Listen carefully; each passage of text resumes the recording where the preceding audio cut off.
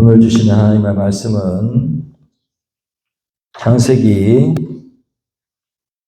24장 1절부터 9절까지입니다.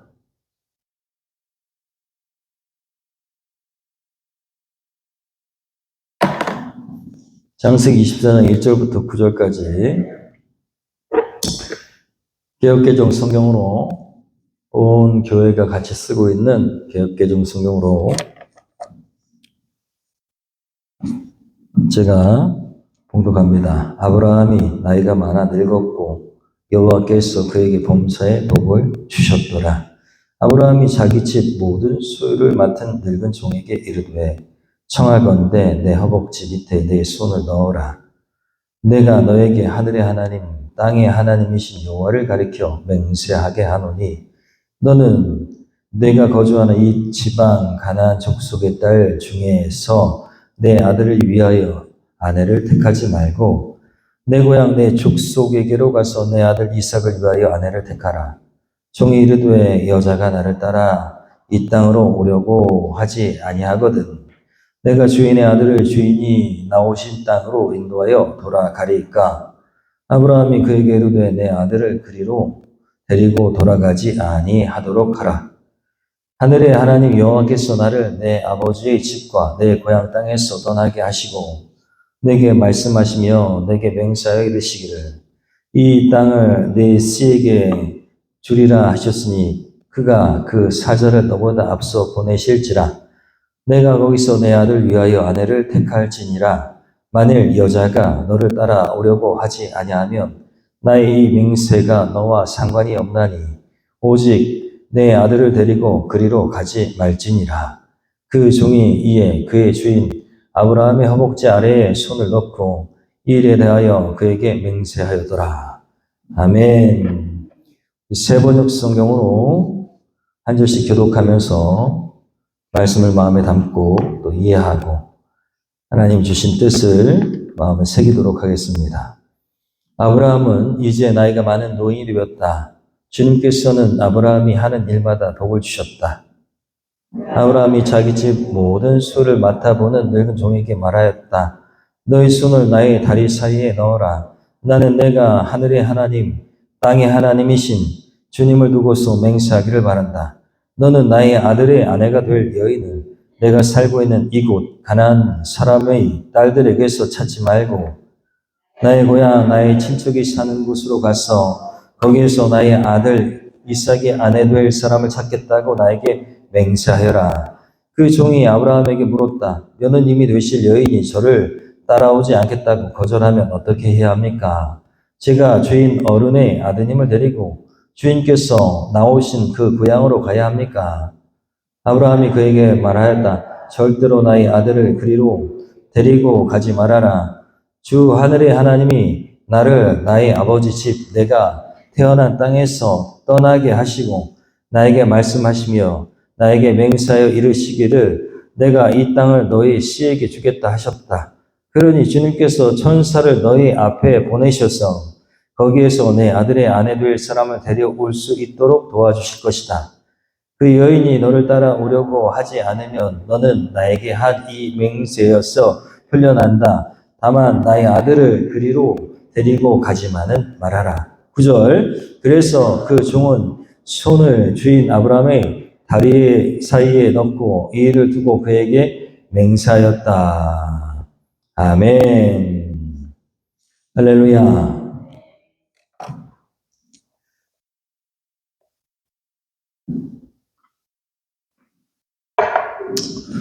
오늘 주신 말씀 가지고 관계의 두 가지 원칙이라는 제목으로 말씀을 마음에 담고 또 삶의 자리에서 저와 여러분이 결단하는 귀한 시간이 되기를 소원합니다.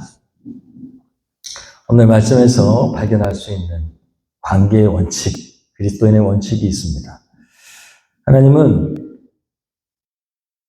우리가 이 세상 가운데서 행복하길 원하십니다. 아멘. 여러분, 세상에 많은 사람들은 행복하기 위해서 그 삶의 목적을 소유에다 둡니다. 많이 소유하면 행복할 거라고 이야기합니다. 제가 이번 주에 목회자 모임이 있어가지고 가가지고 격려도 하고 또 우리 교회가 받은 것이 있으니까 또 찬조도 하고 그랬어요. 근데 어떤 이야기를 하다가 소유에 대한 이야기를 했어요. 엄청 부자여서 돈을 정원수 때 많이 벌어가지고 잘 살았답니다.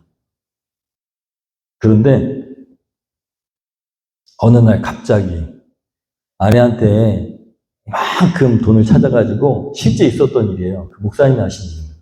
돈을 잔뜩 찾아가지고 가방채에 아내한테 주더래요. 그리고 다음날 저희 여주 이포보 있는 데서 시체로 발견됐답니다. 내가 여러 가지 얘기를 하다가 행복에 대한 이야기를 하고 또 소유에 대한 이야기를 하고 또 제가 삶의 자리에서 이런 것들을 다 포기하고 목회자가 됐다라고 하는 그런 얘기를 하고 서로 막 얘기하다가 실제로 얼마 전에 있었던 일을 얘기하는 거예요. 아, 진짜 소유의 행복이지 않구나. 아내한테 돈을 다, 자기 전 재산을 다 현금으로 찾아가지고 주고, 목숨을 끊었답니다. 여러분, 그러면 행복은 과연 어디에 있을까요? 하나님이 어디에 행복을 만들어 놓으셨을까요? 여러분, 기억해야 됩니다. 신앙생활에서 제일 중요한 게 뭐라 그랬어요? 우리는 다 배웠어요. 신앙생활에서 제일 중요한 게 뭡니까? 예배요? 헌금이요? 아니요. 관계라고 그랬어요. 헌금을 드릴 때도 하나님과의 관계가 내가 정말 하나님 사랑해서 드리는 헌금과 그냥 그런 마음 없이 드리는 헌금은 차이가 있습니다. 예배도 마찬가지예요. 예배도 중요하지만 예배는 삶의 기준입니다. 이게 제일 중요해요. 예배를 주일 성수하는 거는 삶이 흔들리지 않게 하는 신앙의 가장 중요한 기둥부 같은 거예요. 그런데 예배를 드리는데 의무로 나와서 그냥 하나님과의 관계가 정말 내가 하나님을 사랑하고 하나님 너무 은혜가 커가지고 드리는 예배와 혹 예배를 안 드리면 하나님께서 뒤통수를 때리실까봐 겁나가지고 혹은 예배를 드리면은 하나님께서 하늘의 복을 열어서 막 하늘의 복을 막 부어주신다니까 내가 이 세상이 잘 되려고 돈 많이 벌려고 하나님 저도 돈 많이 벌고 싶어요 하려고 예배를 드린 것과는 다르죠. 부모님을 만나러 갔는데 그 부모님이 너무 자식을 기다렸는데 그 마음을 모르고 그냥 뛰고 와서 돈 던져주고 용돈 쓰세요 하고 가는 것과 정말 부모님이 어떤가 살피고 그리고 그분이 어디는 아프지 않은가 하는 것과 다르죠. 하나님 뭘 원하신다고요? 중심. 그래서 모든 것은 하나님과도 관계가 중요해요. 관계. 저는요, 하나님 오해했어요. 그래서 하나님 뒤통수 때리시고 종아리 때리시는 하나님이라고 생각했어요. 어렸을 때는. 어미하신 하나님. 물론 어미하시죠. 그리고 정말 무서운 하나님. 이렇게 착각했어요. 그런데 신앙생활하고 좋은 교회, 좋은 목사님, 좋은 멘토를 만나고 또 교회 방향성을 제대로 알고 하다 보니까 하나님은 아들을 내어주시기까지 우리를 사랑하시는 모든 것을 다 용납하시고 아까 우리가 얘기했잖아요. 서로 당신은 하나님 가장 소중하게 여기는 분입니다 라고 인사했잖아요. 맞지요? 제가 제일 소중하면 나는 아니 다 여기 있는 사람 다 하나님 소중하게 생각한다면 가장 소중하다면 누가 제일 소중한 거야? 라고 하실 수 있죠. 맞아요? 뭐야? 말도 안 되는 얘기잖아. 다 소중해? 여러분, 자식 키워보는 사람들은 다 압니다. 자식이 10명이라도 하나 이러면 어때요? 네, 지옥을 경험하게 되죠. 지옥을 경험하잖아요. 그죠? 아이들이 다 소중하잖아요. 그죠? 가장 소중하잖아요. 하나님의 사랑은 무한대, 영원하다 그랬잖아요. 그래서 한 사람 한 사람에게 모두 다 쏟아도 다, 한 곳에 쏠려도 또 있다라는 거예요. 그래서 부모님의 사랑이 하나님의 사랑을 닮았습니다. 제가 왜 이걸 강조하느냐? 관계가 그렇게 중요하다는 거예요. 하나님은 이 세상에서 행복하게 사는 비결에 있어서 관계, 하나님과의 관계, 수직적인 관계, 그 다음에 내 이웃을 내 몸처럼 사랑해라 라고 하신 이유가 의무로 말씀하신 게 아니고 그렇게 살아야 행복하기 때문입니다. 그렇게 살아야 진짜 행복해요. 여러분 VIP를 품고 그 영혼이 여기 와서 정말 세례받고 그런 은혜의 감격을 누리는 신앙생활이 경험해 봐야지 그것이 얼마나 행복한 것인지를 알게 되는 거예요. 섬겨가지고 그 사람이 영혼 구원 받고 세례받고 그리스도인으로 거듭나고 제자가 되고 하는 그 과정들을 경험하면서 그 관계이기 때문에 그것이 행복하다는 거예요. 우리가 추구하고 있는 신약적인 교회, 가정교회들을 가보면 그래요. 그렇게 자기 거 막 TV고 뭐고 냉장고고 다 갖다 주면서 섬겼는데 그런데 그 다 주고도 그 영혼이 죽게 돌아오는 그것이 더 행복하다는 거예요. 다 줘도. 저는 그런 신앙에는 제가 거기 가서 처음 봤습니다. 그런 분들이 있는 거예요. 교회가 그래야 된다는 걸 처음 알았어요. 제 눈높이가 엄청 높아졌다고요. 목사도 바뀌어야 된다는 걸 알게 됐어요. 여러분, 관계는 그렇게 중요합니다. 하나님 관계를 통해서 우리의 행복을 만들고 계십니다. 잊지 마십시오. 행복하려면 뭐가 좋아야 된다? 관계. 그래서 인간 관계가 중요합니다. 김장한 목사님의 글을 보게 하셨는데 주님이 김장한 목사님이 탈무드에 나와 있는 인간 관계론 그 중에서 7개를 정리해서 이렇게 설명하셨어요. 한번 읽어볼까요? 힘이 없는 시작. 힘이 없는 사람을 우습게 보지 말고 100번이라도 도와주라. 좋은 인간관계 한 법이랍니다. 왜 이래야 될까요? 아까도 말씀드렸지만 이렇게 하는 이유는 하나님께서 관계 가운데 행복의 비결을 숨겨놓으셨기 때문입니다. 힘이 없는 사람 우습게 보지 말고 100번이라도 어떻게 하라고요? 도와주라. 두 번째, 한번 읽어보면 시작. 고마우면 고맙다고 이야기하고 하면 미안하다고 크게 이야기하라. 미안하면 미안하다고 크게 이야기하래요. 이 잘 못하잖아요. 잘 못하잖아요. 그죠? 고맙다는 건 잘하는데 미안하다는 건 잘 못할 때가 있습니다. 네? 좋은 인간관계, 행복한 인간관계 가운데 있으려면 이렇게 해야 된다. 3번. 남의, 시작. 남의 험담을 하지 말라. 그럴 시간 있으면 책을 읽어라. 사람들은 마음 가운데 죄가 있어가지고 모이면 죄성이 팍 드러나면서 뭐부터 할까요? 비판부터 합니다. 세상 모이면, 세상 사람들, 그리스도인도 좀 조심해야 되지만, 세 사람이 모이잖아? 그러면은, 그때부터 뭐가 시작되냐면, 누군가의 험담이 시작됩니다. 이게 인간의 죄성이에요. 왜 그러나 모르겠는데, 우리 안에 죄성이 있기 때문에 그래요. 그래서, 험담 조심해야 됩니다. 험담하려면, 막 험담이 있다. 그럼 정신을 바짝 차리고, 그 자리를 피해가지고 가서 뭘 하라고? 책을 읽어라. 자, 네 번째, 불필요한 논쟁으로 시작. 불필요한 논쟁으로 고집을 피우지 마라. 남자들이 특히 많이 해요. 남자들. 잘난 체 하느라고. 남자의 삶의 이유가 뭐라고, 목적이 뭐라고 했어요? 꼭 기억해야 돼요. 여자들은 꼭 기억해야 돼요. 꼭 기억해야 돼요. 남자들의 삶의 목적이 뭐라고요? 왜 이러시오? 내가 몇 번 얘기했는데, 100번도 더 얘기한 것 같은데. 남자들이 왜 산다고요? 칭찬받으려고 산다고 했잖아요. 남자들이 하는 모든 행동은 다 칭찬 때문에 하는 거예요.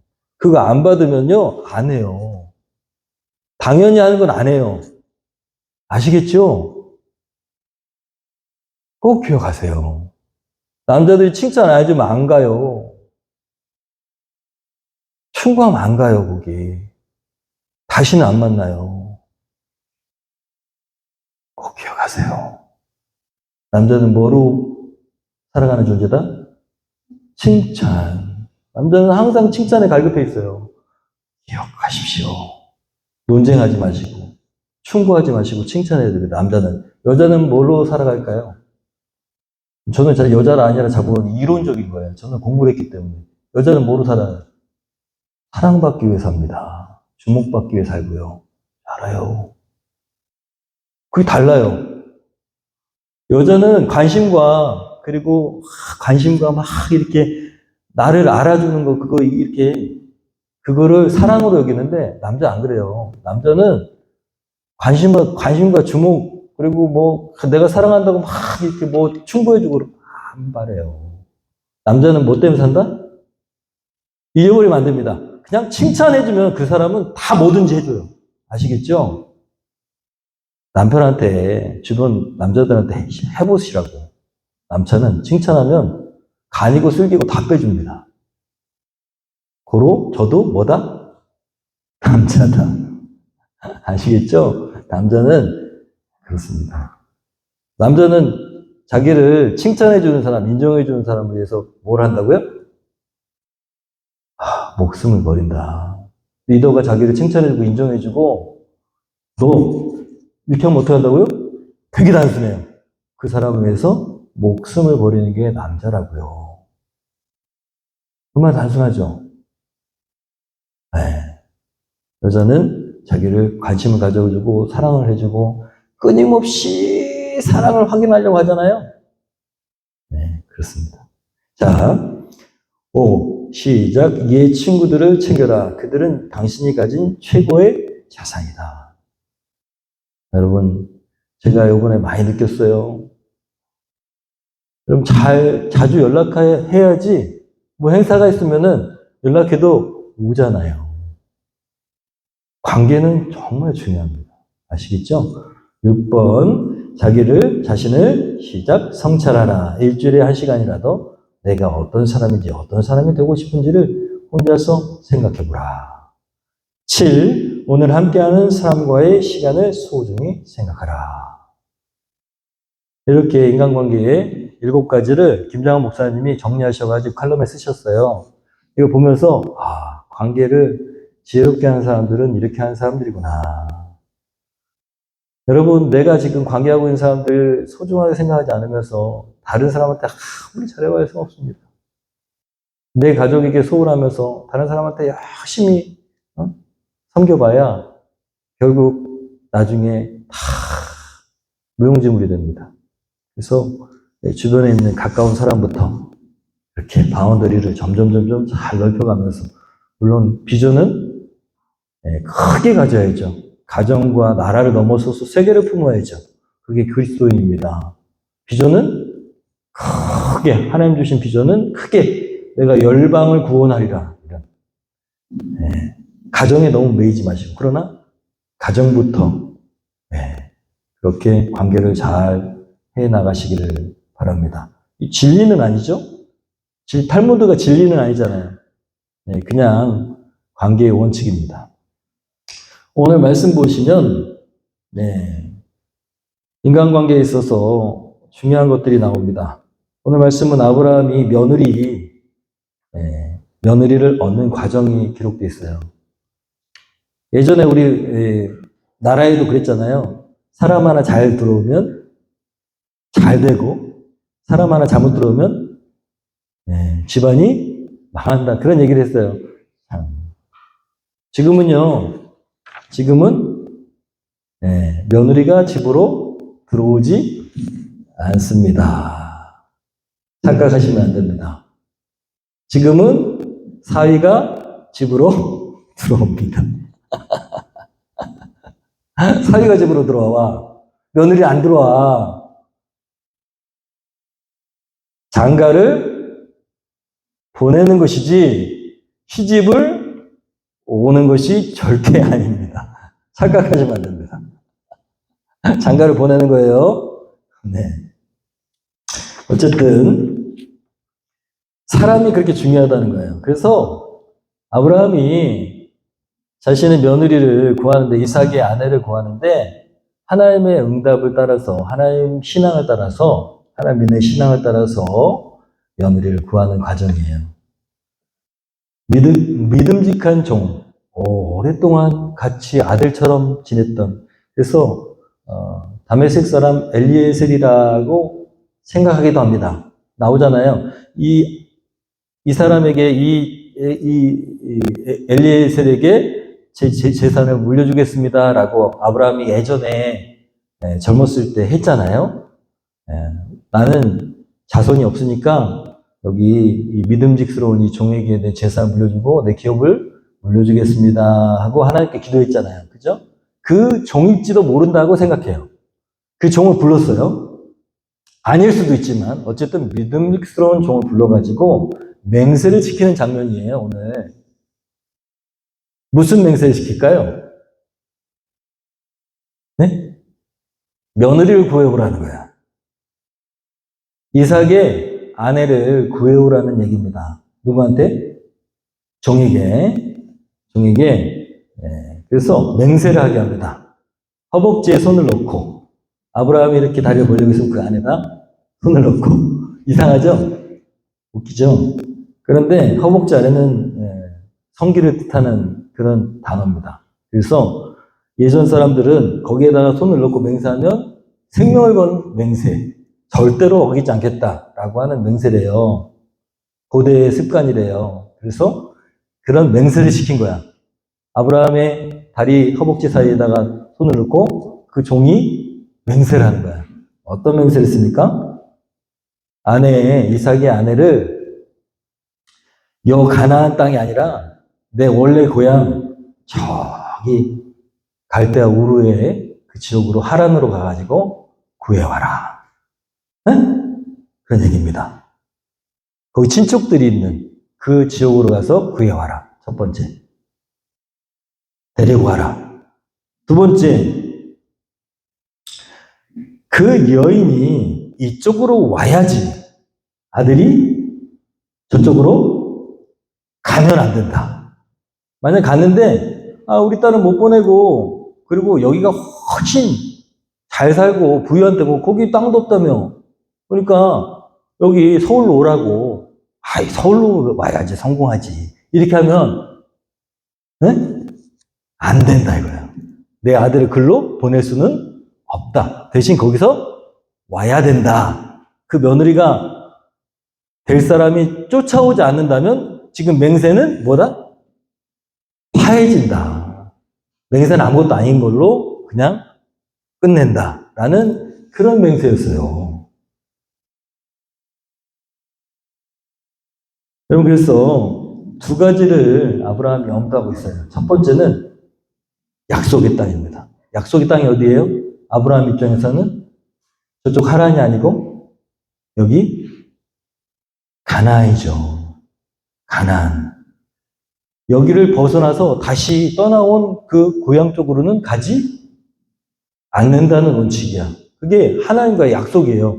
그러니까 하나님과의 약속대로 내 아들을 거기로는 보내지 않겠다라는 겁니다. 신앙이에요, 신앙. 두 번째는 선택된 여인이 반드시 이곳으로 오는 거예요. 그렇지 않으면 맹세는 끝나는 거야. 며느리를 구하기 위한 아브라함의 선택의 조건이지만 여기에 신앙이 담겨 있는 거예요. 이해하시죠? 네, 신앙. 그렇다면 오늘 이 말씀을 통해서 우리 관계의 두 가지 원칙에 대해서 얘기하는데 며느리가 이쪽으로 와야지 아들이 저쪽으로 가지 않는다. 이게 중심이거든요. 약속의 땅을 벗어나지 않는다. 그리스도인은 그럼 어떻게 해야 될까? 오늘 말씀 통해서 관계를 맺을 때 그리스도인은 하나님이 어떤 관계를 맺어야 행복하다고 말씀하시는가?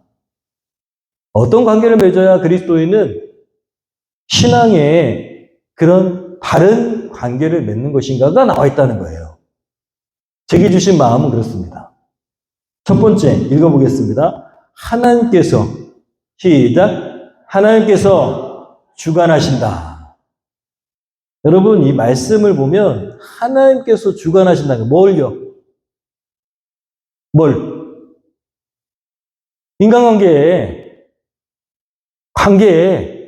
관계는 누가 주관하신다고요? 하나님께서 주관하신다는 것을 잊어버리면 안 된다는 것입니다. 모든 관계는 누가 주관하신다? 하나님 주관하신다. 되게 중요해요. 자, 7절에 보면 읽어보겠습니다. 시작. 주 하늘의 하나님이 나를 나의 아버지 집 내가 태어난 땅에서 떠나게 하시고 나에게 말씀하시며 나에게 맹세하여 이르시기를 내가 이 땅을 너희 씨에게 주겠다 하셨다. 그러니 주님께서 천사를 너희 앞에 보내셔서 거기에서 내 아들의 아내 될 사람을 데려올 수 있도록 도와주실 것이다. 누가 예비하셨다? 하나님 예비하셨다. 아브라함은요, 신앙이 혹 성장했어, 이제. 나이 든 아브라함은.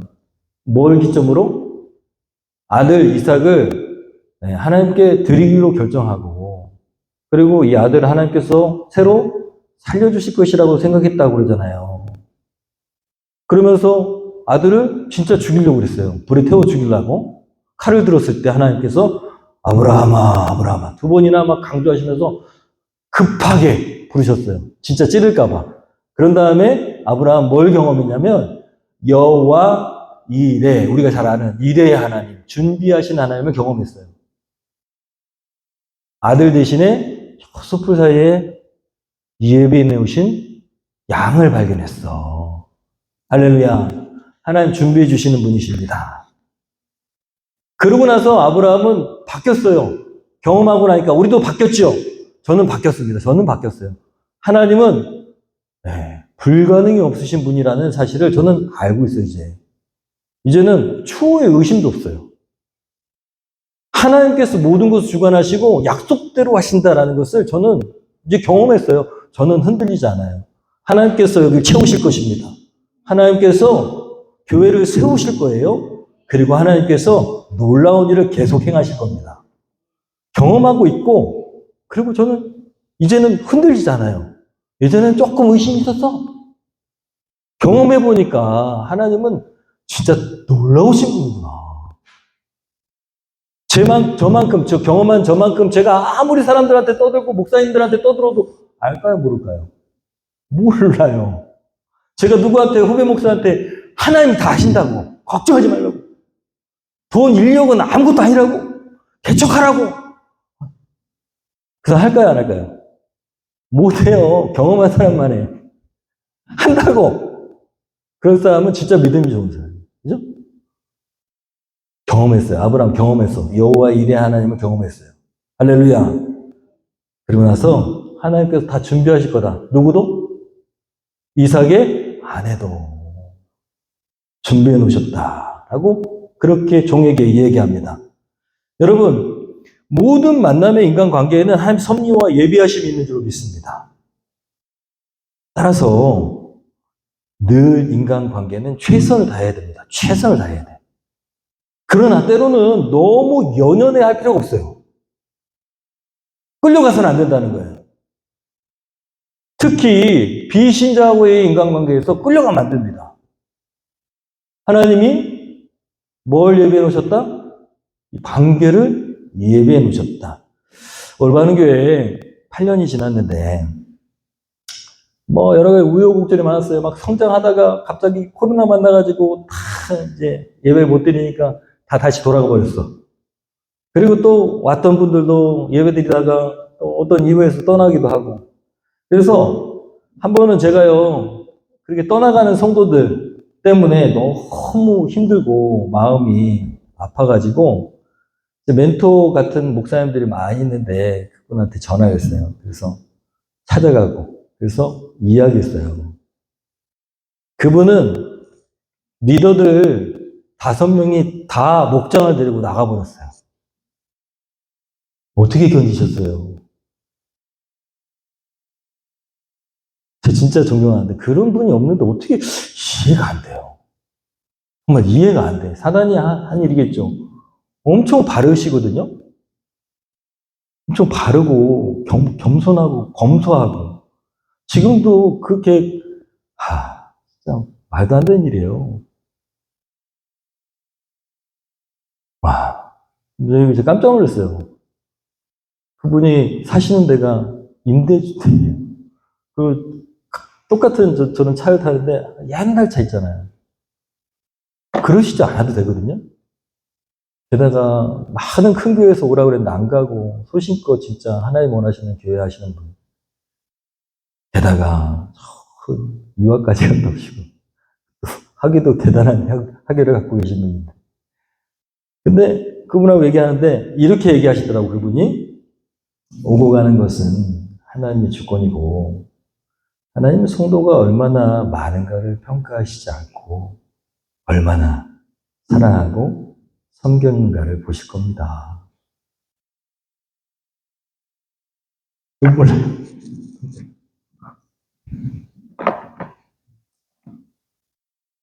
괜찮대.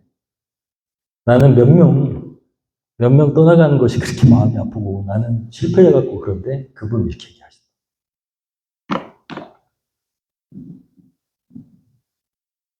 괜찮다고.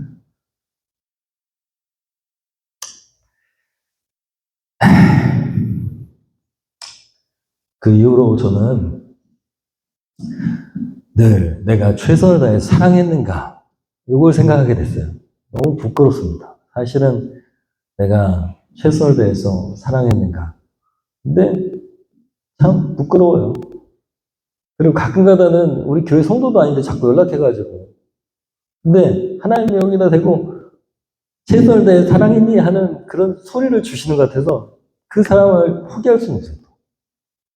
이상하게 왜 교회 성도도 아닌데. 그래서 어떤 영혼이 떠나는 것, 또 오는 것, 이것은 하나님의 주권이다. 저는 그죠? 때가 되면 보내주시겠지 하고 기도할 뿐입니다. 그리고 최근에 제게 주신 마음은 너희 올바른 교회는 얘야, 내가 세운 올바른 교회는 가난한 성도, 교회를 떠난 영혼들을 불쌍히 여기신 하나님의 마음, 그리고 교회를 모르고 아직도 그리스도를 제대로 알지 못하는 그 영혼을 위해서 세워진 교회다. 라고 말씀을 주셔서 이제는 포기했어요. 기존 성도는 오든지 안 오든지 신경도 안 쓸 거예요. 그리고 기존 성도는 만약에 그런 나와 같은 하나님 주신 마음이 있다면 같이 할 것이고 그래서 여러분 우리가 힘써야 됩니다. 정말 교회를 떠난 영혼들 지금 방황하고 있는 영혼들 있잖아요. 교회에 정착하지 못하고 있는 영혼들 그 영혼들을 정말 그리스도의 사랑 그것을 최선을 다해서 그 영혼들이 정말 더 힘들어요. 사실은 교회를 전혀 안 다니는 영혼보다 교회를 떠난 영혼들이 훨씬 힘들어. 그리고 저는 해봤는데 힘들어요. 꿈쩍도 안 해. 그리고 엄청 비판적이고. 그렇지만 그래도 우리는 누구를 위해서 세워졌다? 그 교회를 떠난 영혼들을 위해서 이 교회가 세워졌다는 거예요. 그리고 예수님을 전혀 모르는 저희 층에 관계 맺고 있는 저쪽 그 분들이 있는데 그분들 지난번에 교회 와야 된다니까 너무 늙었는데 교회를 가요? 그러더라고요. 연세가 있을수록 더 교회에 빨리 오셔야 됩니다. 어떻게 될지 모르시잖아요. 그러면서 얘기를 했어요. 제가 한참 얘기했어요. 돌아가실 때 제가 많은 분들을 봤는데 돌아가실 때 행복하게 가시는 분들이 있고 힘들게 가시는 분이 있다고 제가 목사니까 많이 봤을 거 아니에요. 그랬더니 그러면 행복하게 가는 사람은 좋은 데 가는 건가요? 그러시더라고. 그건 모르죠. 근데 대부분 신앙이 깊은 분들은 천사 같은 얼굴로 간다고 저희 아버지도 그러셨다고. 근데 아닌 분들은 안 떠나려고 그러다가 끙끙거리면서 간다고. 뭔가 있지 않겠어요? 라고 얘기했는데 그게 중요한 게 아니라 행복하게 생활하고 좋은 분들 만나고 그럴 수 있다고 그러면서 제가 이제 전도를 했는데 어쨌든 간에 여러분 하나님은 사랑하기를 원하십니다. 관계 가운데 사랑하고 그 영혼을 사랑하고 그 영혼이 진짜 사랑하면 그 영혼이 진짜 사랑하면 그리고 하나님 나라가 있다고 생각하면 그 영혼을 진짜 사랑하면 그럼 그 영혼을 하나님 나라로 이끌고 싶잖아요. 이게 정상이라는 거예요. 여러분 어떻습니까? 여러분은 어떻습니까? 사람에게 매여 있지 않습니까? 혹 사람에게 전전긍긍하면서 그 사람을 잃을까봐 눈치 보고 계시진 않습니까? 어떤 사람은 관계가 틀어지면 하늘이 무너지는 것처럼 좌절하는 사람이 있어요. 자책하고 자학하고 실패자인 것처럼 마음 무너지고 여러분 어떤 사람은 철저하게 사람에게 의존하는 사람이 있다는 거예요. 사랑하는 성도 여러분, 우리는 사람의 눈치를 보는 존재들이 아닙니다. 우리는 사람의 눈치를 보는 존재가 아닙니다.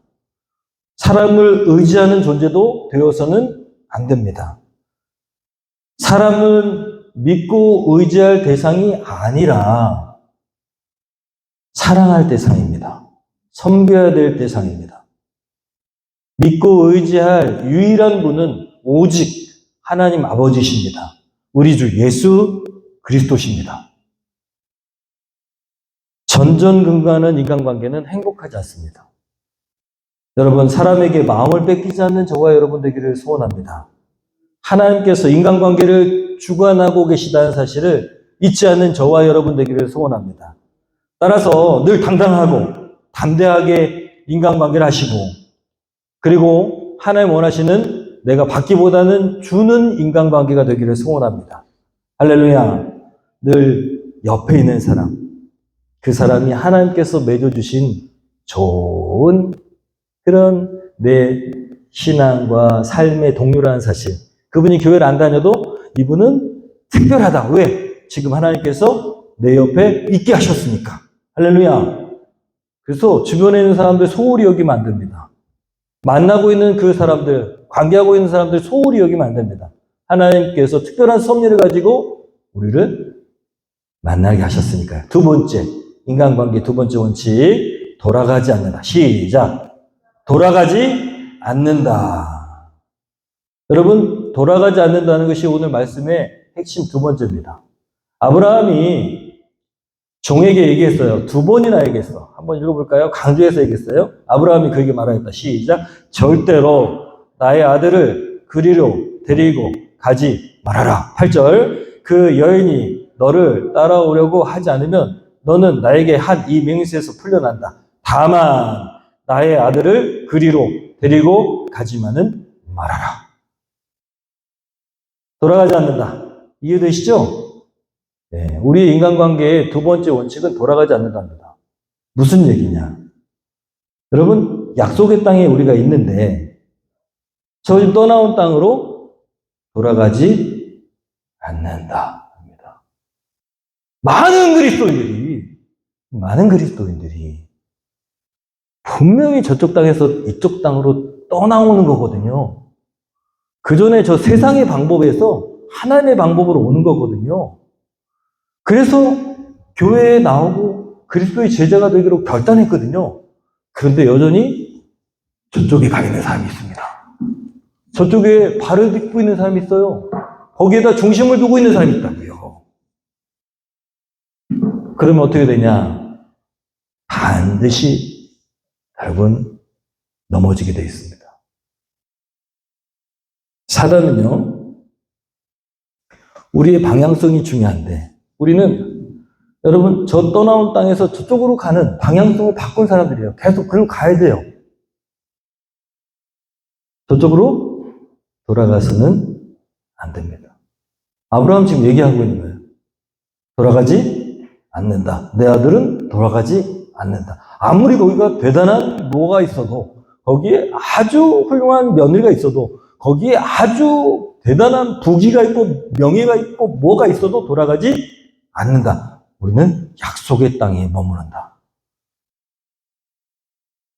여러분, 우리는 영적인 세상, 영적인 목적을 향해서 계속 나아가는 존재가 되어야 될 줄 믿습니다.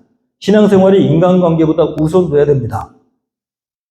여러분, 나의 믿음과 신앙이 타인에게 흘러가야지 나의 신앙관계가 내가 중심이어야지 저쪽으로 흘러가면 안 된다는 거예요. 지금 우리는 영적 고지에서 그 사람을 끌어올려줘야 되는데 우리가 그걸로 가면 어떡합니까? 선한 믿음의 영향력을 주는 사람이 돼야 되는데 반대로 세상의 문화, 관습, 죄악된 삶의 영향력, 타인으로부터의 영향력 이런 것도 관계를 맺으면서 거기에 끌려가고 있다면 그러면 가장 소중한 것을 잃는 것이고 하나님은 가슴이 찢어질 겁니다. 여러분, 세상은요 훤해 보이지만 여러분 영적으로 봤을 때 저기는 뭐예요? 깜깜한 어둠이에요. 오죽해서 예수님이 뭐라고 그러셨냐면 너희는 세상에 빛이라 그러셨어요. 화내요? 화나죠. 해 떴으니까. 근데 우리의 눈이 영적인 눈, 하나님의 눈으로 만약에 바뀌었다. 그럼 저 세상은 까매요. 까맣다고 아무것도 안 보여. 하나님의 눈으로 봤을 때는 뭐만 보여? 그리스도인만 보인다고요. 그리스도인만 보이신다고. 왜? 우리 안에 누가 계시니까? 예수님의 영이신 성령님 계시고 예수님 계시니까 우리가 예수 그리스도로 보이고 우리는 세상에 뭐다? 빛이라고 하시는 거예요. 우리가 세상을 가서 밝게 비춰야 되는데 우리가 가서 세상을 밝게 비춰야 되는데 우리가 그쪽에 영향을 받아서 자꾸 어두워지면 되겠어요? 안 되겠어요? 안 된다는 거예요. 여러분 저 정부를 보세요. 정부가 저렇게 깨끗하면 저게 밝게 빛나요. 근데 저게요, 자꾸 뭐가 칠해지고 까만 게 칠해지면 어떨까요? 끄무리해지죠. 빛은 나는데. 그러다가 점점 더 물들어 보면 어떻게 될까요? 빛이 안 보이게 되죠. 자, 여러분, 우리는 세상의 빛입니다. 그래서 관계를 맺을 때 우리가 항상 빛이라는 사실 잊지 말아야 돼요. 우리가 뭐다? 희망이다. 빛이다. 우리가 기준이다. 저 인간관계에 끌려가면 된다, 안 된다? 안 된다. 세상에 문화와 관습과 여러 가지 그거에 끌려가면 된다, 안 된다? 안 된다. 약속의 땅에 머물러야 된다. 라는 것을 잊지 말아야 됩니다. 여러분, 지난주에 우리가 열심히 섬겼는데, 빠지신 분들은 이해하십시오. 지면에 한계가 있으니까. 우리는 세상의 빛입니다. 교회에, 여러분, 정말 좋은 교회는 식구가 돼야 돼. 영식구. 영적인 식구. 그렇죠? 여러분, 영적인 식구가 진짜 좋은 관계를 유지하고, 그리고 모든 관계에서 누리는 것들은 다 교회에서 누려야 되는 거예요. 목장 식구에게서 누려야 되는 거예요.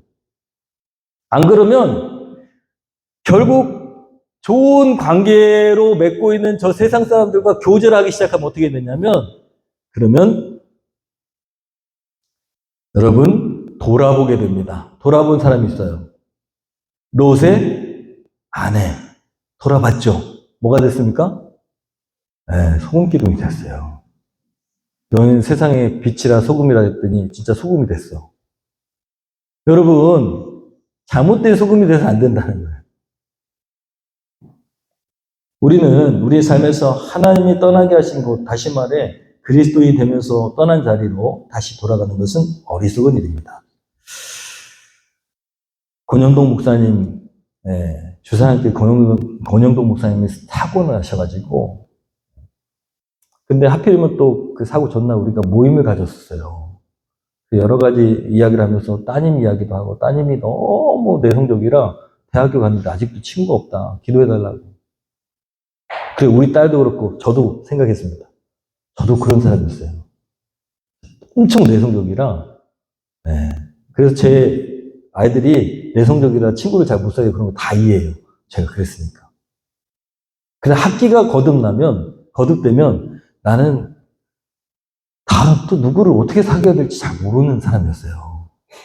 그래서 그 따님 이야기를 하면서 내가 되게 이해가 공감이 됐거든요. 저는 어렸을 때 항상 마음은 있는데 근데 나는 왜 친구를 못 사귈까? 여러 가지 제약이 있었어요. 일단 목사 아들이라는 거. 그 다음에 내가 잘못하면은 예수님의 그 명예가 실추될까봐. 그리고 내성적이고, 그리고 무슨 말을 해야 될지 잘 모르겠고, 그래가지고 계속 외톨이였어요. 학교 다닐 때. 친한 애들이 없어. 지금도 없어요. 지금도 없어. 친한 애가 한 명 있었는데 미국으로 가버렸어요. 신각수라고. 가면서, 중학교 3학년 때 가면서, 정아, 네, 돌아오면은 교회 세워줄게. 그랬어요. 교회 줘준다고. 안 와. 아직도 기다리고 있는데 아직도 안 와. 교회는 이미 세워졌는데. 네? 교회 져준다고. 소중한 친구가 미국 가버렸어요. 항상 제 마음에는 그랬어요. 왜냐하면 내가 그 친구를 사귀면 세상적이 될 것 같아요. 고등학교 2학년 때 있어요. 고등학교 2학년 때 반 친구 중에 해도 이제 저 지방에서 올라온 애예요. 친구 없어. 근데 걔하고 어떻게 하다가 친구가 됐어요. 그래가지고 고등학교 2학년 때였던 것 같아요. 1학년 때인가 2학년 때인가. 시골에서 올라온 친구. 근데 이제 누나하고 자취를 하는 거예요. 걔네 집에 갔는데 근데 같이 갔어. 근데 가면서 슈퍼마켓을 들리는 거예요. 고등학교 2학년짜리가. 그러더니 여기 슈퍼마켓 앞에는 이렇게 걸려있는 오징어 눈깔, 오징어 입이더라고. 탁 떼더라고. 됐어요. 그러나서 그걸 들더니 이렇게 덜렁덜렁 하더니 냉장고 문을 열더니 소주를 탁 꺼내는 거야. 나를 쳐다보더니 소주 마시냐? 그러더라고. 아유, 난 안 마신다고 그러더라고. 마셔봐. 그걸 가지고 걔 자취방에 갔어요. 근데 이제 제가 친구가 없으니까 내성적이고 지금하고 달라요. 저 진짜 내성적이었어요. 그러니까 걔가 그렇게 하는데 그냥 끌려가는 거야. 그래가지고 그날 소주를 3잔인가 먹었습니다. 걔하고. 그리고 그 오징어 잎을 먹었는데 맛대가리 넣고 소주를 쓰고 그거를 먹고 집으로 오는데 비틀비틀 하면서 왔어요. 마시도 못한 처음 먹어본 술이었는데. 그리고 걔하고 안 만났습니다. 그날. 인사는 하고 친구긴 친구지만 걔네 집에 다시는 안 가고 네. 죄책감이 엄청 들어가지고 근데 그때 제가 무슨 생각을 했냐면 와 친구 이렇게 끌려가면 한이 없구나. 맛도 없는 것도 먹어야 되고 그리고 싫어도 해야 되고 근데 저는 외로우니까 그리고 친구가 필요하니까 그냥 맞춰줘. 여러분 세상에 살면서 그런 경우가 엄청 많다는 거예요. 사람에게 끌려가는 인생이 많다는 거예요. 여러분 낮은 자존감일수록 그리고 그렇게 내가 그런 마음을 가질수록 그렇게 끌려갑니다. 그래서 학교 친구 없었어요, 저는. 불행하게도. 마음을 나누는 학교 친구 없었어. 근데 하나님께서 고등학교 이렇게 올라와가지고 교회 친구들, 좋은 친구들 만나가지고 근데 상처를 받을 때라 상처를 엄청 깊이 받았을 때라 우리 아버지 교회에서 나오게 되고 그 교회 간 그 친구들 만났는데 그 친구들은 지금도 너무너무 잘 지냅니다. 교회 친구들은. 그 중에 너무 소중한 친구 하나 있고요. 그래서 제가 이렇게 돌아보는데 인간관계가 참 부족했다. 왜냐하면 이게 나는 가지고 있는 신앙이 있고 그 신앙을 지키려고 다른 사람은 배제하다 보니까 근데 그렇게 하면 안 되고 내 신앙을 지키지만 다른 사람에게 잘 섬기면 되는데 이런 생각이 듭니다. 그렇게 지냈어요. 그러면서 저는 인간관계를 참 못했다라는 생각이 드는데 지난번에 몇 주 전에 연락이 왔어요. 절친한 친구는 미국 가버렸는데 중학교 친구, 동네 친구 연락이 왔어. 나 이현주야. 근데 누구신지 잘 모르겠는데 그랬더니 나 이현주라니까? 그런 거예요. 그래서 이현주가 누군지 잘 모르겠다 했더니 갑자기 생각이 났어. 정화약국집 아들? 내가 정화약국이라는 데가 있었는데 그 아들이 있어요. 근데 아버지 어머니 교회를 안 다니시고 교회를 진짜 싫어해. 전화 왔어. 박정강 목사님이시죠? 이현주. 그러면서 나한테 뭐라 했냐면 교회에 등록했다고. 교회에 등록했대. 근데 교회에 딱 등록하고 나니까 제일 먼저 네가 생각나더라. 네가 생각나더라.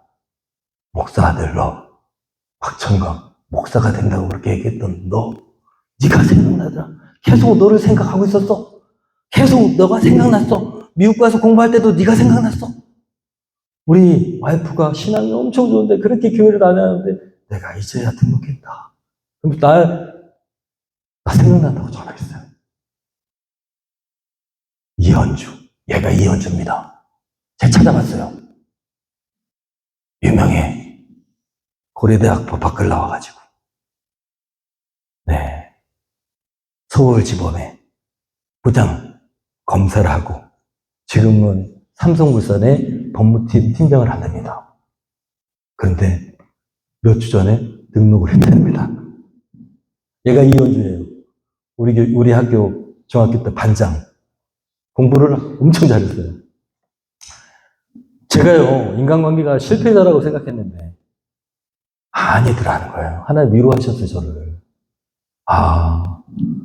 내가 그렇게 실패자만은 아니구나. 그때는 안 친했는데, 내 신앙을 지키겠다고, 그리고 전도도 하고, 그리고 목사들하고 그렇게 잘 지낸 그게 기억나가지고 나한테 전화하는 친구였다면 나는 실패자가 아니구나. 여러분, 우리가 하나님께서 원하시는 인간관계를 해야 됩니다. 그리고 당장은 관계가 그렇게 좋지 않더라도 여러분, 우리는 영향력을 끼치는 존재가 되게 됩니다. 그냥 제가 친구든 뭐든 간에 제가 생각났다면 제가 목회자로서 부족한 부분들이 많지만 걔가 생각날 정도라면 그냥 잘 생활한 거잖아요. 할렐루야. 그렇게 좀 여겨주십시오, 여러분. 제가 그렇게 잘 생활했다고. 여러분, 우리가 관계에서 꼭 기억해야 될 것 두 가지. 뭐라고요? 첫 번째, 하나님께서 모든 관계를 주관하신다. 두 번째는 돌아가지 않는다. 여러분, 이번 주에 VIP를 새로 하나님 주셨는데 제가 칼럼에도 썼는데 여러분 VIP 적당한 사람이 없으면 또 기도하세요. VIP 달라고. 하나님 목장에 데려올 만한, 교회에 데려올 만한 VIP, 이 세상 가장 소중하게 여겨야 될 그 VIP, 예수님이 꼭 필요한 VIP 저한테도 더 많이 주세요 하고 기도하면 하나님 주실 거라고 믿습니다. 아멘 하시네. 아멘. 여러분 기도하니까 하나님 주셨다니까요. 예수님이 꼭 필요한 영혼. 이제 우리가 여기로 옮겼으니까 하나님 더 많이 주실 거예요. 기도하면 주실 거예요. 그리고 목장에도 오게 하시고 교회도 오게 하실 거예요. 우리 교회는 뭘 위해 세워졌다고요? 가난한 성도, 교회를 떠난 가난한 성도. 그 다음에 땡짜배기 이렇게 얘기할게요. 땡짜배기. 교회를 전혀 다녀본 적이 없는 땡짜배기. 그런 사람을 구원하라고 마지막 때에 세우신 교회가 올바른 교회입니다. 할렐루야. 그러니까 그것에 초점을 맞춰서 전도하시면 반드시 교회에 하나님께서 보내실 거예요. 그걸 믿고 오늘부터 VIP를 해서 열심히 기도하시고 관계를 맺고 있는 VIP를 해서도 기도하고 또 VIP가 적당하지 않다면 계속 기도하셔서 VIP 달라고 기도하시면 됩니다. 또 선한 영향력, 주님의 영향력을 끼치는 삶이 되기를 소원합니다. 어떻게? 손해보고 양보하고 섬기고 네, 그래야지 그리스도를 알게 돼요. 네, 나를 내려놓아야 됩니다. 내 욕심을 내려놔야 됩니다. 말씀을 많이 읽으시고 그 다음에 기쁨으로 희락인으로 사십시오. 네, 행복하게 사시고 감사하며 사시고 감동을 주실 수 있도록 여러분이 주제 찬양과 같이 저는 그렇게 생각해요. 주제 찬양과 같은 찬양입니다. 하나님께서 나에게 이 하나님 나라를 맡기셨다라는 거룩한 사명, 이 하나님 나라에서 정말 하나님을 경험하는 삶, 그리고 하나님을 전하는 삶, 예수 그리스도를 전하는 삶을 살아가기로 결단하면 좋겠습니다. 찬양하면서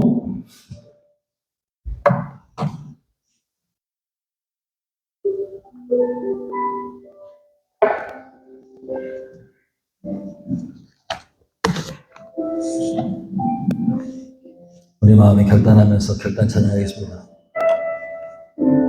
이곳에 임하신 하나님 나라 가난한 마음으로 바라보리라.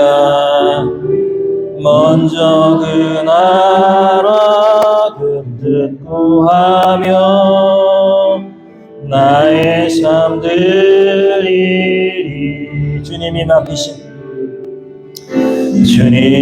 맡기신 하나님 나라 믿음의 눈으로 바라보리라. 하늘의 뜻이 땅 가운데 완성될 그날까지 믿음 다여 그 위에 서리라. 하나님의 나라는 무너지지 않으리. 믿음 다여 그 나라 세워가리라.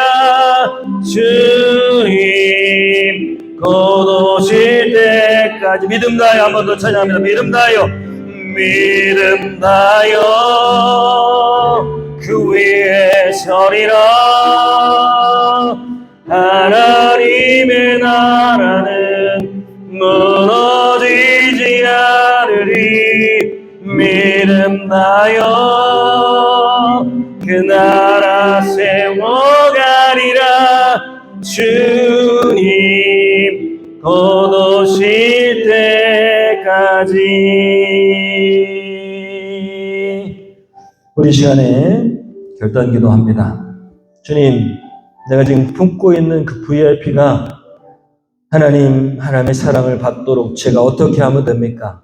하나님의 사랑을 느끼도록, 그리스도의 사랑을 느끼도록 제가 어떻게 하면 됩니까? 묻는 기도하시고, 또 하나 적당한 VIP, 하나님 정말 영혼을 구원하기 위해서 애쓰는 우리의 공동체, 주님, 예수님이 필요한 영혼이 분명히 있을 텐데 그 영혼을 만나게 하시옵소서. 하나님, 정말 내 주변에 그런 영혼들이 만나지길 원합니다. 또한 제가 관계하고 있는 사람들에게 그리스도의 선한 영향력을 끼치하여 성령님, 내 안에 내 자아가 아닌 성령님의 아름다운 열매들, 사랑과 희락과 화평과 오래 참음과 자비와 양선과 충성과 온유와 절제가 내 섬김과 내 손해와 양보를 통해서 드러나게 하시옵소서. 말씀을 더 깊이 읽길 원합니다. 또 하나님 희락인으로 살길 원합니다. 우리 시간에 결단기도 하겠습니다. 소리내서 기도하셔도 되고 마음 깊이 묵상으로 하나님과의 관계 가운데 나와 하나님과의 약속으로만 기도하셔도 됩니다. 기도하겠습니다. 하나님, 이 시간에 기도합니다. 주여, 내게 주신 영혼들을 살펴보겠습니다. 내게 주신 이 자리 영혼들을 찾아가겠습니다. 만나겠습니다. 감동 주신 영혼들, 주여 주절과 또 새들이와 또 하나님 장민호와 또 하나님 영혼들